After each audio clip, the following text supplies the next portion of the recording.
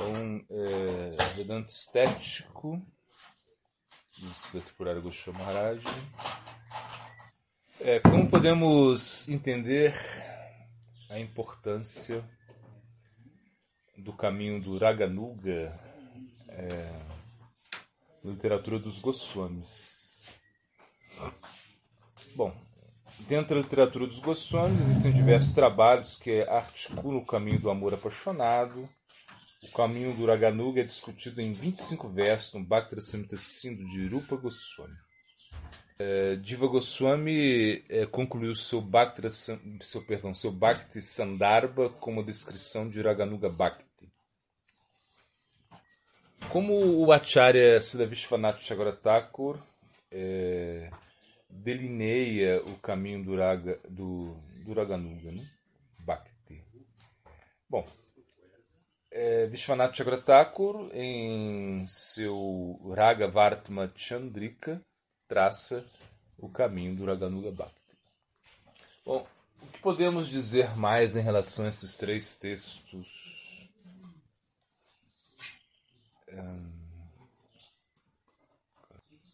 Bom, esses são os três textos mais conhecidos que descrevem a prática do Raganuga Bhakti, e todos são sustentados com evidências chamadas Bhagavata, assim como a vasta gama da literatura.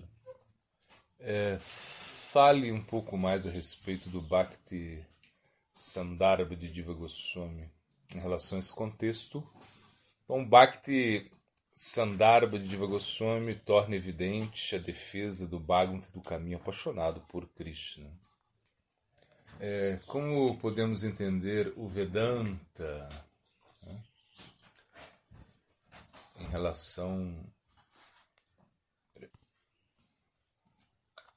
relação às conclusões de outros segmentos dos Vedas. O Vedanta não está restrito ao estudo do Shruti ou Upanishads sozinhos. As coroas dos Upanishads, assim como os Puranas, são também evidências válidas, né? Pramana. Então, o que podemos concluir em relação aos textos védicos? Que toda a literatura sagrada fornece evidências consideráveis para a defesa do amor apaixonado por Deus. Bom, entretanto, será suficiente aqui extrair dos textos sagrados que são mais conhecidos e prontamente disponíveis. O que o Vedanta Sutra diz, ou melhor, o que ele explica, né, a respeito de Raganuga Bhakti? Bom, o Vedanta Sutra explica que Raganuga Bhakti é apropriado, pois se menciona na escritura, nas escrituras, deve ser melhor aqui, que meditar no absoluto como mestre, amigo, filho, amante e assim por diante, acarreta em liberação. Aqui o Sutra nos informa que assim como é apropriado meditar no absoluto como perfeição e bem-aventurança, é apropriado meditar em Deus como amante da alma.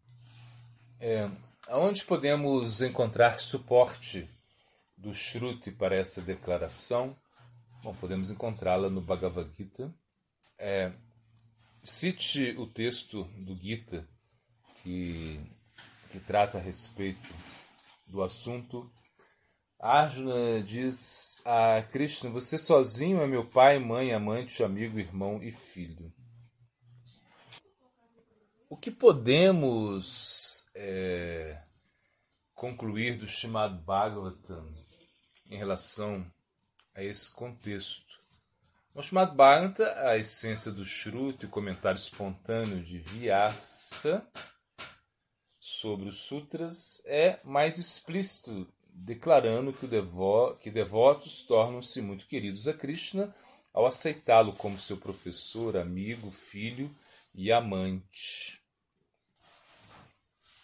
Na mesma obra se explica que as gopis e todos os outros habitantes de Vrindavana, morada idílica, alcançaram a perfeição simplesmente por pensar nele como amante, amigo, etc.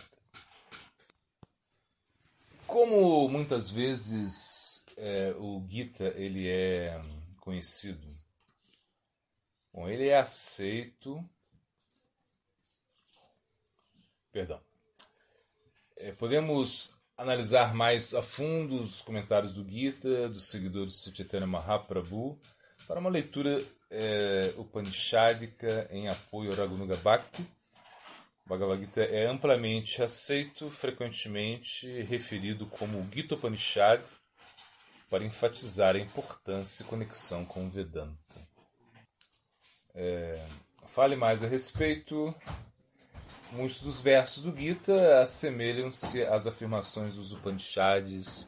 O Gita é considerado pelos Gaudiyas como contendo na semente aquilo que se manifesta como árvore, flores e fruto da atual vida espiritual, Bhakti Rasa no Bhagavata. Bom, o Gita Upanishad ele consiste de 18 capítulos, né? O que trata os 6 primeiros capítulos? Bom, os 6 primeiros capítulos tratam da ação, karma, de acordo com os papéis socio-religiosos escrituralmente prescritos. Bom, o que se ensina nesses 6 capítulos? Nesses 6 capítulos se ensina a executar as ações prescritas de acordo com a natureza adquirida de alguém ou propensão kármica e ainda renunciar ao fruto das ações. No que se trata o 7º capítulo do Gita? Bom, no 7º capítulo, né, começando com o 7º capítulo, Krishna fala diretamente sobre o Bhakti. Então a pergunta poderia ser melhor formulada como o que trata do 7º capítulo em diante, né? Isso que o autor quer dizer. Então, começando com o 7º capítulo, Krishna fala diretamente sobre Bhakti. Nos capítulos 7 e 8, ele fala sobre Bhakti misturado com Karma, né? E Bhakti misturado com Jnana, conhecimento, respectivamente. Bom, o que Krishna fala no 9º capítulo? No 9º capítulo, Krishna fala sobre a devoção pura, livre do desejo nascido de propensões kármicas e do desejo por liberação. Como culmina esse capítulo? O capítulo culmina em Krishna dizendo a Arjuna: sempre pense em mim, torne-se meu devoto. Ele diz que esse é o conhecimento mais confidencial. Encerrando o capítulo, entusiasmado por falar sobre tal devoção, Krishna continua a falar sobre o mesmo no 10º capítulo.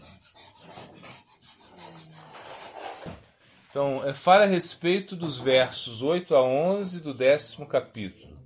Esses versos são chamados Chatu Shloki, ou 4 versos essenciais do Gita. Dentre esses versos está... Então, outra pergunta vamos fazer aqui. Dentro desses versos, o que podemos encontrar, né? Bom, dentro desses versos está um segredo muito profundo, né? Krishna fala tanto sobre Sambandha como sobre Kamanuga, as duas divisões de Rupa Goswami e de Raganuga Bhakti. O que Krishna descreve no primeiro verso do Chatushloki do Gita? Então, Krishna descreve a si como a fonte de tudo. Ele, o qual é a fonte até mesmo de outros avataras, é Krishna. E nós sabemos sobre os tipos de adoração que seus devotos íntimos executam. O que mais se menciona nesse verso? Bom, nesse verso ele menciona essa adoração íntima, quando ele diz Buddha Bhava Samavitaha. Deve-se adorar com Bhava, também conhecido como Rati. Como podemos entender essa adoração? Então, essa adoração com grande sentimento por Krishna não é temor ou reverência, mas raga samvitaha, Raganuga Bhakti. Bom, o que se trata no segundo dos 4 dos versos essenciais, né? Chatusloka. Bom, Krishna se refere aos seus devotos com as palavras Tushanti e Ramanti. Bom, o que significa o termo Tushanti?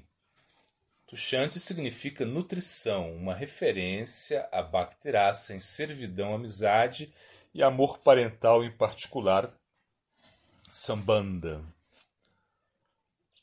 O que significa o termo geral Ramanti? O significado geral de Ramanti é ter prazer. O que podemos entender mais a respeito do termo Ramanti? Que esse termo é, ao mesmo tempo, uma referência ao tipo especial de prazer que uma mulher desfruta quando ela serve seu amado. Portanto, neste verso, Krishna identifica essas devotas que o adoram com bhava.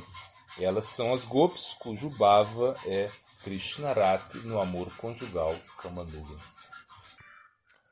O que Krishna diz no próximo verso do Chatusloka?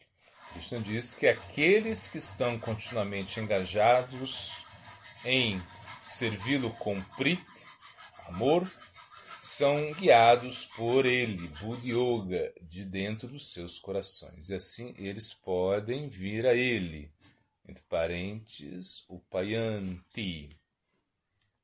Bom, analisando de perto esse verso, uma questão surge. Qual é a necessidade de conhecimento e orientação sobre como vir a Krishna para aqueles que o amam perpetuamente? Bom, deste modo, o que Krishna está realmente dizendo a Arjuna é que aquelas devotas descritas como Ramanti, as quais querem ser suas esposas, ele dá um conhecimento especial, Buddha Yoga, né, para virem a ele como amantes. Mas podemos entender desse verso. A palavra Upayanti, que significa chegar perto, nesse verso, foi ligada a Upapati, que significa amante, embora almas puras possam se tornar esposas de Krishna em Dwarka, onde ele é adorado em conhecimento de sua supremacia, a cultura de tal amor não é Raganuga Bhakti. E tampouco tais devotos necessitam de conhecimento especial, Buddha Yoga, para virem a Krishna, Upayanti. Então, como podemos entender esse conhecimento especial? Esse conhecimento especial está reservado às gopis, as quais, mesmo enquanto estão realizando Krishna Lila, e principalmente dele, exigem conhecimento secreto para se encontrarem com ele, devido ao seu casamento aparente com outros homens. Bom, se esse verso não se refere a Vraja Gopis, para que seria então o conhecimento especial Buddha Yoga referido? Bom, a resposta é que porque devotos que amam Krishna constantemente, né, Satatam Yuktanam, não somente puramente, mas com priti, né, o amor mais elevado, também iriam requerir conhecimento especial Buddha Yoga. Então, tal é a natureza de Parakya, o amor diamante das gopis por Krishna em Vraja, sob o qual encontros às escondidas são necessários. Como podemos entender, o último dos 4 versos essenciais do Gita Upanishad, Krishna continua a falar sobre o caminho do amor apaixonado, tornando-o consistente com o espírito de Raganuga. O que Krishna diz ali? Conquistado pelo amor desses devotos, eu quero o favor deles. Teshan Evanukamparta. Assim, quando eles experienciam a noite escura da alma, a Jantamaha, nascida da minha separação, eu os ilumino por me apresentar perante eles. O Rasa Panchandiyaya do Srimad Bhagavatam fornece o que fornece, né? Bom, ele fornece muitos exemplos dessa separação e reencontro. Bom, o que Krishna, posteriormente, no 20º capítulo do Gita, ele vai defender? Krishna vai defender a devoção acima do cultivo do conhecimento abstrato do absoluto. Como podemos entender mais a esse respeito? Ele faz isso ao longo de todo o texto, mas no 20º capítulo, Arjuna pergunta a Krishna diretamente. O que ele pergunta? O que é melhor, devoção a você ou meditação no absoluto e manifesto? O que Krishna responde? Ele responde a favor da devoção. Ele prossegue falando sobre o quê? Sobre uma gradação, né? Primeiro ele diz o quê? O que ele diz primeiramente? Ele diz que é melhor. O que é melhor? Ele diz apenas me amar, né? Como ele explica que devemos amá-lo? Ele diz que deveríamos fixar a sua mente nele, né? Ou seja, ele fala, ao fixar sua mente em mim, Mai Eva Mana Adatsva. Bom, se uma pessoa não consegue fazer isso, então o que Krishna diz? Pratique o amor por mim. Abhyasa Yogena. Se esses dois são difíceis, então, o que deveria ser feito? Faça serviço a mim. Matkarma Paramaha. Se isso não é possível, então, o que deveria ser feito? Faça seu próprio trabalho, mas ofereça os frutos do seu trabalho a mim. Sarva Karma. Fala, Yaga. A quem Krishna se refere nesse contexto do Chatusloka? Bom, Krishna se refere àqueles que apenas o amam. Aonde podemos conhecer essas pessoas? Bom, no Bhagavata, onde a vida de Krishna é descrita, nós chegamos a saber quem são essas pessoas. Fale mais a respeito dessas pessoas. São as Gopis e os outros que estão sempre associados com Krishna em Vraja, sua morada eterna, a qual se manifesta na Terra de tempos em tempos. Os associados de Krishna estão eternamente conectados a ele em amor. Seria possível para nós agir como eles agem? Não seria possível, porque nós não estamos qualificados.